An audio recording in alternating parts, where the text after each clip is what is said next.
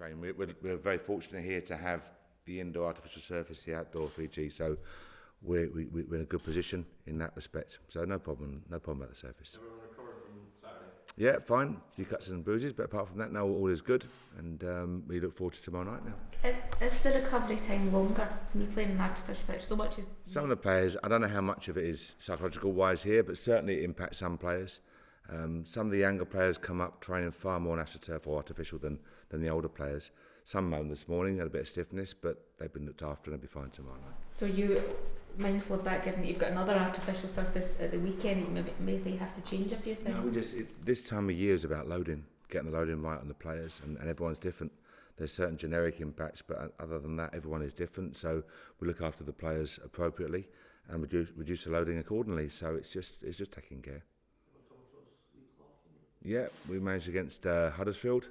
I think it was in League One going up, and Blackpool as well in the Championship. So yeah, no, lead fairly well. No, it's a good appointment by Kilmarnock, and certainly he brings experience of Huddersfield, Birmingham, Blackpool, etc., and a magnificent playing career as well. So it's a big appointment by the club. The suggestion is that I think it's confirmed that he's going to watch from the stand tomorrow night. It'll be Lee McCulloch will take charge again.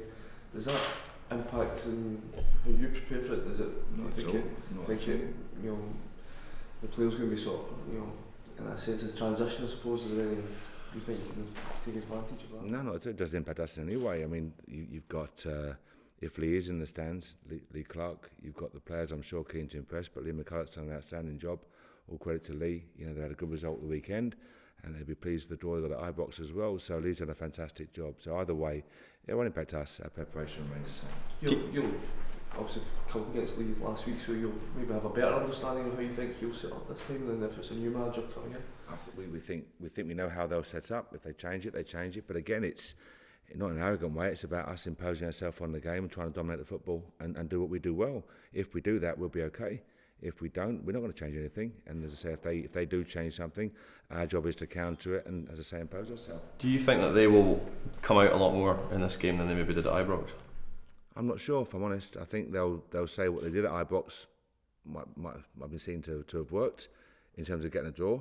So maybe they set up the same way. I'm not sure. All we can do is go there, prepare well, and try and impose ourselves, to use that term. That's what we have to do, is to get on the football and try and dominate that and dominate possession and create the chances and hopefully take them as well. They appear to have had a little bit of a bounce, I think, off the last two results as well, and a bit of continuity there as well. So when you come up against a team that's maybe on a good run that has been on a bad run, does that make it slightly awkward? Because normally you would obviously be favourites for a game against a team that's been playing poorly, but they have just come out of a dip, it appears. It doesn't change us from that point of view. I think you can look into it too deeply and analyse everything and say, what about if and that scenario? But the fact is, we're in a good position. We're playing well. We're looking forward to the game. I thought the first game we played very well and dominated the second half and should have got the result. And we didn't. That's how the game works. But we're in good shape right now. So there's no over-analysis. We know what they do well, and we respect them. But we go there tomorrow night looking forward to the challenge. Are you practicing penalties?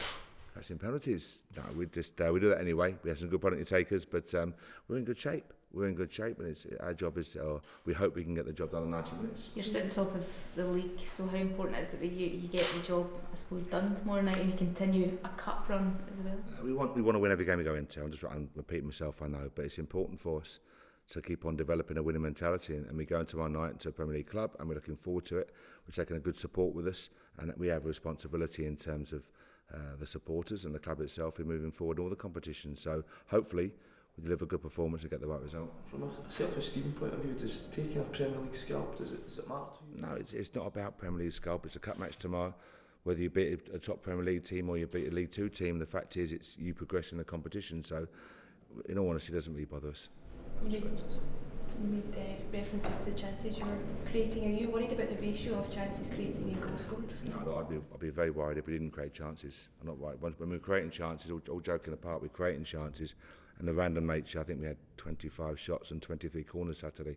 So 9 times out of 100 we win those games.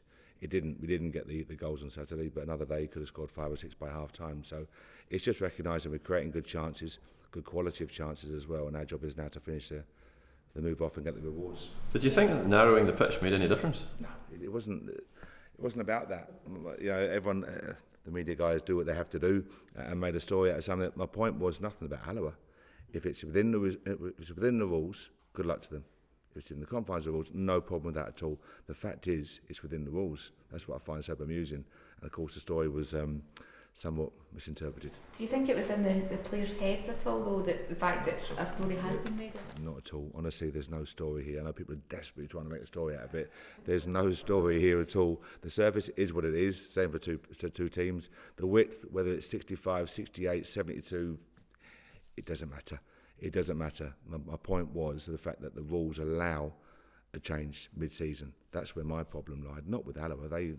If they're out within the rules, good luck to them. Do what you can do. Can I just ask you, we're going back to penalties. There's a lot of talk this morning about a specific penalty that took place last night with Barcelona. Have you seen Messi's penalty? I have. What do you make of it? I made the fact of it. It was a magnificent game to watch for a football supporter and a joy to watch a team like Barcelona play. And whether you call it showboating and take it the wrong way or just admire the fact they've got so much skill and creativity that you just stand back and applaud them, I don't know. It's not disrespectful? It could be seen as disrespectful. As I say, it could be seen as showboating. But you saw the reaction from the guys in the Camp Nou. It's different. You're looking at some of the finest players in world football. And to me, it's just a joy to watch Barcelona every time they play. You don't want your players doing that tomorrow night, though, do you? Interesting to see what they do. My reaction if they do, but I'm sure that won't be the case. Can I ask you also the Morton game has been moved for tonight, and a lot of supporters are unhappy about that now. There are extenuating circumstances there. Would you appreciate a bit more would the club have appreciated a bit more communication from the league on that? The authorities who run it. Obviously, there's a game taking place in the city at the same time on the Saturday, which is the reason that it's moved. We fully understand the concern of the supporters, and we never want to see any supporters put out in the way they have. You know, be it flights, hotels, ferries, whatever it may be. It's a huge inconvenience and cost and all the other implications.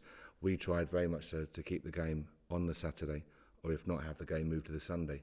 But unfortunately, completely out of our control, that appeal was rejected for whatever reason. And you have to respect the authority's decision. But from our point of view, we tried very hard, as I say, to keep the game as scheduled or move to the day later, not a day earlier. But there's nothing we can do. It's completely out of the club's control, unfortunately.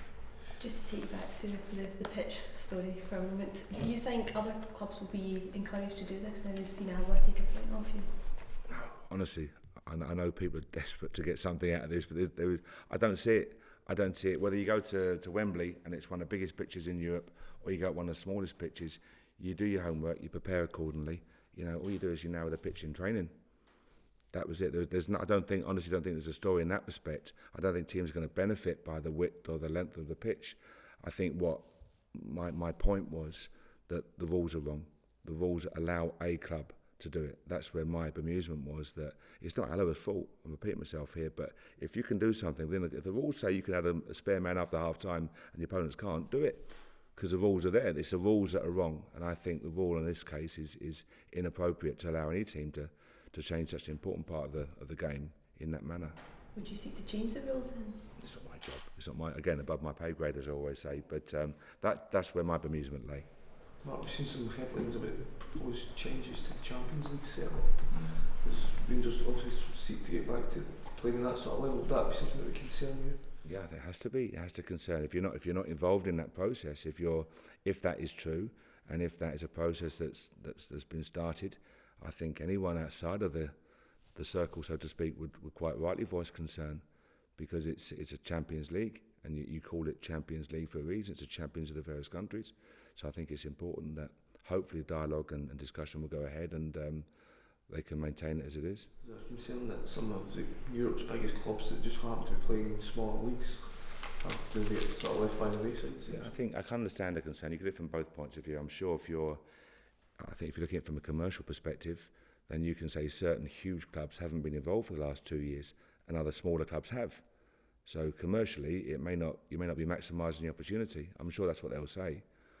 But the fact of the matter is, you have to qualify for it, and whether you're a small club that has an outstanding year and gets in, then fantastic. But you should reap the reward for your efforts, I think.